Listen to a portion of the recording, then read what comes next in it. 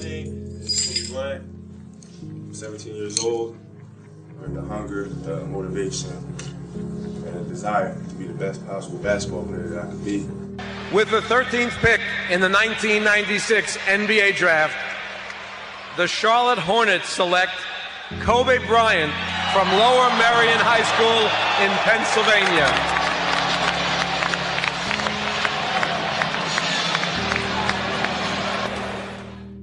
I had a purpose. I wanted to be one of the best basketball players to ever play.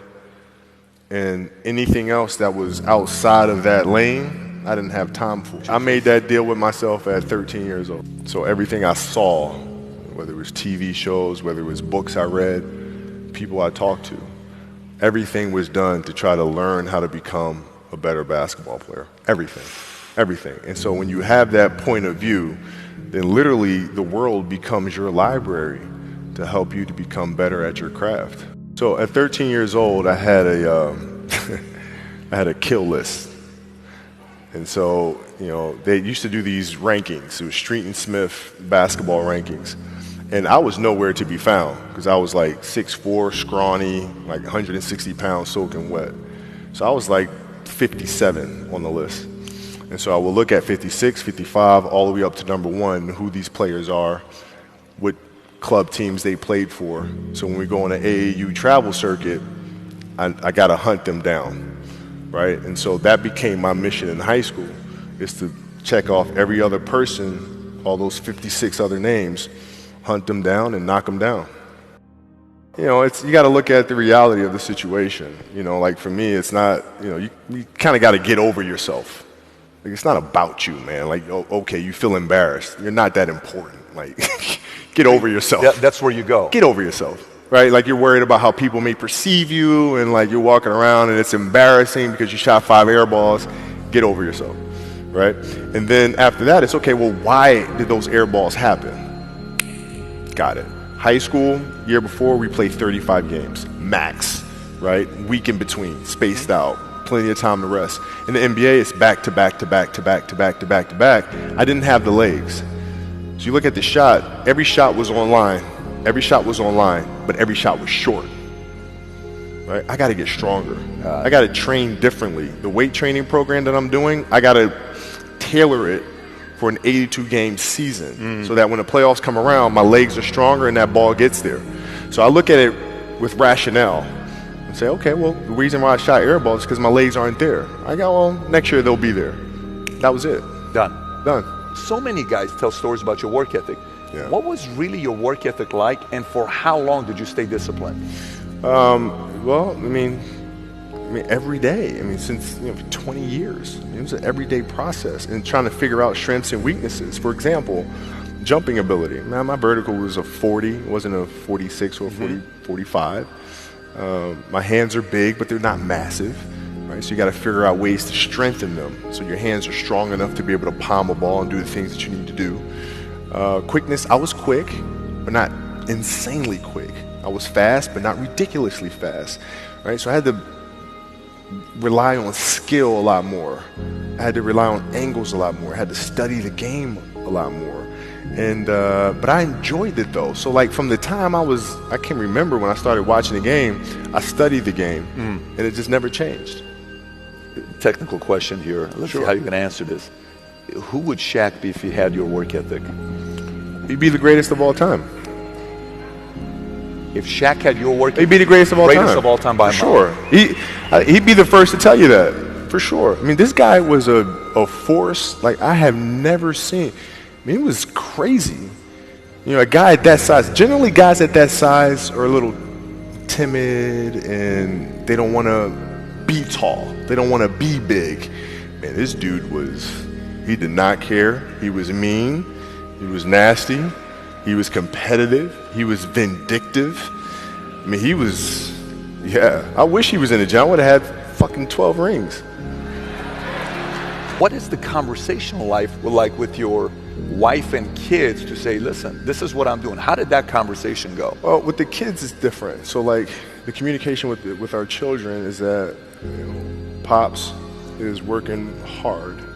This is the level of attention to detail you need to have in everything you do. So it's setting the example. Same thing with my wife. My wife's a stay-at-home wife. It's the hardest job, man. Right? So she works really hard at that. I mean, it's, and so her attention to detail with that as well are examples for our children. And then for my wife, it's, she's as competitive as I am. So she's like, listen, man, if you're going to be out here training 8 hours a day, if you're going to spend 9 months out of the year away from your family, you better fucking win the championship. But it's a balancing act. And that's the thing that's important, is understanding that we have to have so much energy. Because for like Natalia and Gianna when they were babies, especially Natalia because she was doing prime years, and I go to practice and I'd train and I'd play the game and I'd come home and I'd be sore and I'd be tired.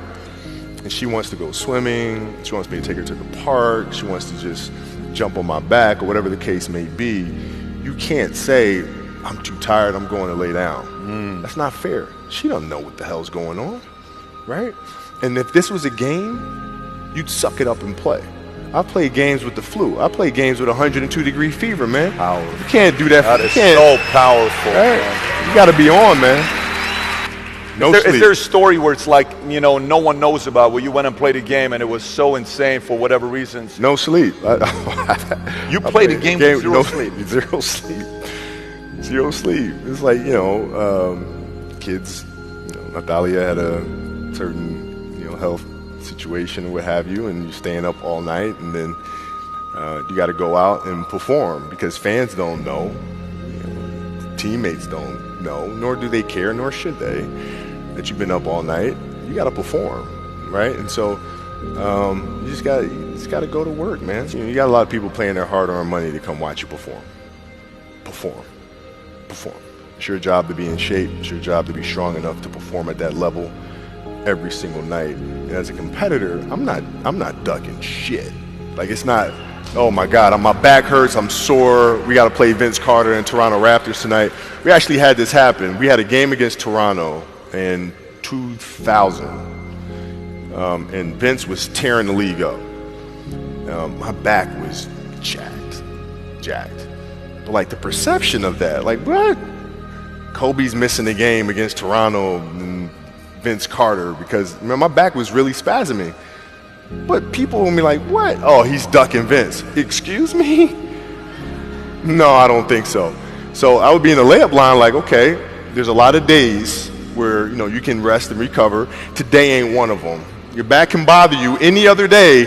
That shit ain't bothering me today. Wow. He gonna have to see me today. Yeah. Oh, man. Yeah.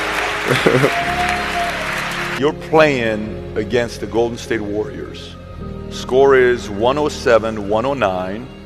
You guys are close to getting into the playoffs. You know exactly what happens in the game. You go up, you're about to take your shot, and then all of a sudden, boom, Achilles happens, right? He went and hit the free throws, and then you walked off the stage, and then you got the surgery done. How the hell do you tolerate that kind of pain? I use this. I tell this example, and I think this is the best way to explain it. You have a hamstring injury, you pull your hamstring really, really badly. You can barely walk, right? Let alone play anything, soccer, basketball, volleyball, whatever it is. You can't do anything. Doctor tells you go home, sit up on the couch, rest your hammy, right? Stay off of it. Don't get up. No sudden movements. You're at home, all of a sudden a fire breaks out in the home, right? Your kids are upstairs, wife is wherever she may be, shit's going down, right? I'm willing to bet that you're going to forget about your hamstring, you're going to sprint upstairs, you're going to grab your kids, make sure your wife's good, you're getting out of that house, right? Hamstring be damned. You're not going to feel your hamstring, right? And the reason is because the lives of your family are more important than the injury of your hamstring. And so when the game is more important than the injury itself, you don't feel that damn injury. Not at that time. If I went in the trainer's room, my kids are in there, and they're looking at you and stuff, and I'm looking at them, and I'm like, it's all right. Dad's gonna be all right. It'll be fine. It'll be all right. It'll be all right. It'll be all right. As a parent, you gotta set the example You got to set the example. This is another obstacle. This obstacle cannot define me. It's not going to cripple me. It's not going to be responsible for me stepping away for the game that I love. I'm going to step away on my own terms. And that's when the decision was made that, you know what, I'm doing it. I'm doing it. As parents, you got to lead by example. If you want your kids to do whatever it is they want to accomplish in life, you have to show them. You can't. You got to show them. And that's what I tried to do.